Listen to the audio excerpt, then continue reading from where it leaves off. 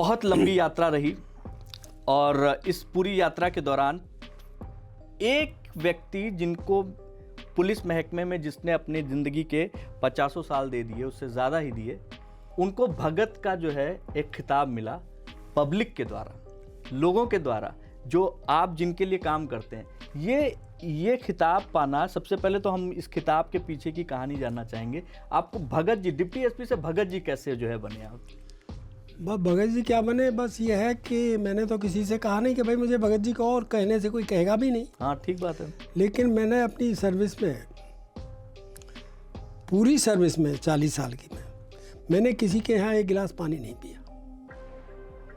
खाना खाने की तो बात ही दूर है, किसी के रेजिडेंस पर मैंने रात नहीं बिताई।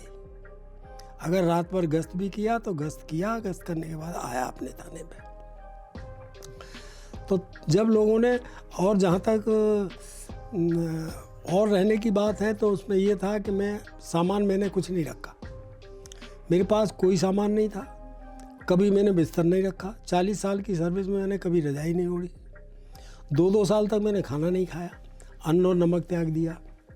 तो सर ये जो है ना, ये जुनून कब जागा आपके अंदर? देखिए, ईमानदार होना बहुत अच्छी बात है। आज के युग में भी लोग ईमानदारी की बात करते हैं, लेकिन सिर्फ बात करते हैं। और होता क्या है कि बात करने के बाद फिर आदमी जो है एक सर्टेन टाइम पे कहीं ना कहीं लरस जाता है कि अरे चलो ठीक है यार, यहाँ देख लेते हैं। देखिए, ये जो ईमानदारी की बात कहते हैं कि मैं ईमानदार हूँ, तो मुझे तो उसे भी कहने में थोड़ी संकोच ही होता है कि ईमानदार है तो किसी पे कोई एहसान तो नहीं है। एक आप गलत काम नहीं कर रहे हैं, सिर्फ इतना है कि एक आप गलत काम नहीं कर रहे हैं।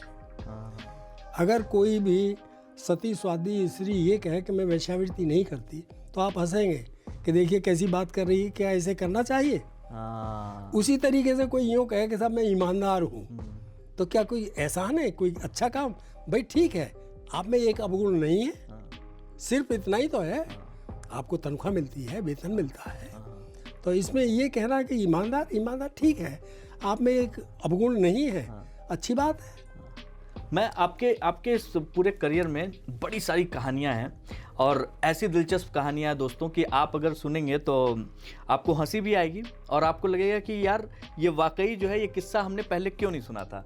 हम चाहते हैं सर आप अपने जीवन की 2-3 किस्से, एक किस्सा तो आपका लखनऊ से जुड़ा हुआ है, जो मुझे जब मैंने पहली बार पढ़ा था तब मेरे दिल में ये उत्कंठा हुई थी कि मैं आपसे मिलूं और आपसे सुनूं उस कहानी को। एक चोर की कहानी और उसके साथ में एक आईजी साहब, और आईजी साहब ही थे ना जी, एक आईजी साहब और एक चोर और एक होटल मालिक। ये कहानी पहले सुनाएं आप, और उसके बाद फिर हम लोग आगे की बात करते हैं। और ये 100% सत्य घटना है, और सर इसके गवाह हैं, और सर ने ही ये इस केस का खुलासा भी किया था। नहीं वो लखनऊ का नहीं, वो कानपुर का है। कानपुर की घटना है, ठीक। मैं थाना कलेक्टरगंज में नियुक्त था, तो वहाँ एक होटल था मेरे क्षेत्र में, उसमें जो है चोरी हो गई। अच्छा। सुबह को जो है, जो उसके मालिक थे वो आए, कह रहे साहब ऐसे ऐसे मेरे यहाँ से कई लाख का जेवर वगैरह चोरी हो गया। तो मैंने भाई मुकदमा लिखा दो। वो कहने लगा कि साहब उसका अभी यहीं पता चल जाएगा, तो आप यहाँ तलाश करवा दें, मेरे साथ भेज दें। तो मैंने ठीक है, मैंने एक सब इंस्पेक्टर 2 सिपाही उसकी गाड़ी में बैठा दिए। थोड़ी देर बाद घूम घाम के जब वो आए तो कहने लगे साहब वो पता चला है कि सुल्तानपुर गया है। अच्छा। हमने कहा ठीक है, सुल्तानपुर गया है तो ठीक है, तुम बताओ मुकदमा लिखा दो। कहला साहब सुल्तानपुर भेज दो। मैं सुल्तानपुर नहीं भेजूँगा, बिना लिखत पढ़त के नहीं भेजूँगा, पहले आप मुकदमा लिखा दीजिए तब भेज दूँगा। खैर उसने कहने के बावजूद उसने लिखा दिया, और वो मैंने अब 2 सिपाही और दरोगा उसके साथ भेज दिए। इससे वो तो भेजे ही थे कि थोड़ी देर में एक आईजी साहब थे, उनका टेलीफोन आ गया जो हम थे। अच्छा। कहने लगे भाई कैसा बुलाया है? तो मैं, आईजी साहब बुला रहे हैं तो जाना तो है ही, तो मैं फौरन ही गाड़ी लेके चल दिया। फिर रास्ते में टेलीफोन आया कि पहुँचे नहीं। मैंने भाई बता दो, आ रहा हूँ, रास्ते में हूँ, कानपुर का ट्रैफिक आपको पता ही है, कोई हेलीकॉप्टर तो मेरे पास है नहीं कि जो मैं एकदम लैंड कर जाऊँ, आ रहा हूँ, रास्ते में हूँ। खैर मैं पहुँच गया, तो आईजी साहब एकदम मुझे देखते ही जो है थोड़ा दूसरी भाषा आवाज़ में ऊंची में कहले आपके यहाँ बड़ा क्राइम हो रहा है। मैंने कहा तो वो लेडी जो है उसकी मालिक की वो बैठी हुई थी उनके सामने, वाइफ। अच्छा। तो जब उन्होंने ये कहा आपके यहाँ बड़ा क्राइम हो रहा है, मैं बोला मैंने कहा मेरे यहाँ क्या क्राइम हो रहा है साहब, मैं समझ गया कि इसके बारे में कह रहे होंगे। मैंने एक नौकर जरूर सामान लेके भाग गया है। कहने लगे कि वो जो है आपने उसकी रिपोर्ट भी जो है 3 घंटे बाद लिखी। मैंने कहा साहब उसकी तो 3 दिन भी नहीं लिखी जाती। मैंने उसको पूरी बात बताई, मैंने कि ऐसे ऐसे वो आए थे, तलाश कराया, जब वो कहने लगे सुल्तानपुर जाना है, वो वहाँ पता लगाया मुलजिम का, तो मैंने कहा पहले मुकदमा लिखाओ जब भेजूँगा। तो उसने कहा, तब इन्होंने मुकदमा लिखाया था। कहने वो रिकवर होना चाहिए। तो वो लेडी भी कहने लगी कि नहीं साहब पुलिस तो मदद कर रही है। तो कहने वो रिकवर होना चाहिए, मैं प्रयास करूँगा साहब। कहने नहीं रिकवर होना चाहिए। मैं कहने लगा मैंने कहा सर मेरे घर तो रखा नहीं जो ला के दे दूँ, एकदम प्रयास ही कर सकता हूँ कि हाँ ठीक है जाइए प्रयास करिए। खैर प्रयास तो करना ही था। मेरी सर्विस में कोई भी केस बिना वर्कआउट हुए नहीं रहा। ये सिर्फ मैं ईश्वर की ही अनुकंपा कहूँगा, मेरा तो कोई वो नहीं है, लेकिन ईश्वर की मेहरबानी कोई भी केस वर्कआउट हुए बिना नहीं रहा। क्या बात। बहुत से थानों के जो केस वर्कआउट नहीं होते थे वो पब्लिक के कहने पे जो है वो मुझे ट्रांसफ़र कर दिए जाते थे, और ईश्वर मालिक था, उसकी मेहरबानी थी और वो वर्कआउट हो जाते थे। तो इसमें भी यही हुआ कि वो जो है मुलजिम पकड़ा गया, उससे पूरा जेवर रिकवर हो गया। अरे वाह। उसने एक लोहे की पाइप वाली चारपाई में दे रखा था पूरा, तो वो रिकवर हो गया। पकड़ लाए, थाने आ गया। तो मैंने उसे पूछा, मैंने भाई तुम साले क्यों भाग गए थे? यहाँ होटल में रह रहे थे, मज़े में रह रहे थे, अच्छी तनख्वाह मिल रही थी। कह रहे सर मैं बहुत परेशान था। मैंने कहा क्या परेशानी थी भाई?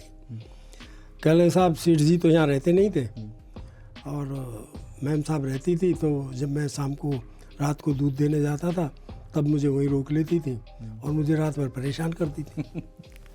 तो मैं बोला मैंने कि वो जो है साले आईजी साहब के आदमी है। कहने लगे साहब आईजी साहब भी तो आते थे मैम साहब के पास, क्योंकि लाला जी तो रहते नहीं थे यहाँ। मैं जब उसने इतना बताया तो मैं फिर तो मैं गया ठीक। तो मैंने उसका सब, ये मेरी गुस्ताखी है, मैंने सब टेप कर लिया उसका, और इसके बाद में जो है उसे पढ़ा के समझा के मैंने भाई वहाँ चलना है आईजी साहब पे, ले गया मैं उसे। तो आईजी साहब के यहाँ लेके पहुँचा मैंने खबर भिजवाई, उन्होंने बुला लिया। हाँ भाई आ गया। मैंने कहा सर वो रिकवर हो गया है, संभाल उसका चोरी। कलर वेरी गुड, आपसे ये उम्मीद थी। मैं साहब उसे लेके भी आया हूँ मैं, आप भी बात कर लें। हाँ बुलाइए। तो मैंने कहा साहब ये उनके पास आईजी साहब के पास उनका बेटा बैठा था। अच्छा। तो मैं कह रहा साहब बेटे को बाहर कर दो। अच्छा। कह रहा था, तो उससे कह रहा भाई तुम बाहर जाओ। मैं उसे लेके पहुंच गया। मैंने कहा भाई आईजी साहब है साले, सही बताना। कह रहा जी जानता हूँ मैम साहब के पास आते रहते थे। भाई इतना कहना था कि आईजी साहब जो है, कह रहा इसे बाहर करो। अरे मैंने कहा सुन लो साहब बात करो। कह रहा नहीं इसे बाहर करो, इसे बाहर करो। तो उन्होंने कहा मैंने तुम बाहर चलो भाई, चलो बाहर मेरे सिपाही खड़े थे। खैर साहब कह रहे भाई नौर साहब ये बात किसी को पता नहीं चलनी चाहिए। मैं कह रहे साहब प्रेस बड़ी बदमाश है यहाँ की, आपको पता है प्रेस बड़ी अलर्ट है, फिर रहे वो। कह रहे अरे आप चाहेंगे सब ठीक हो जाएगा।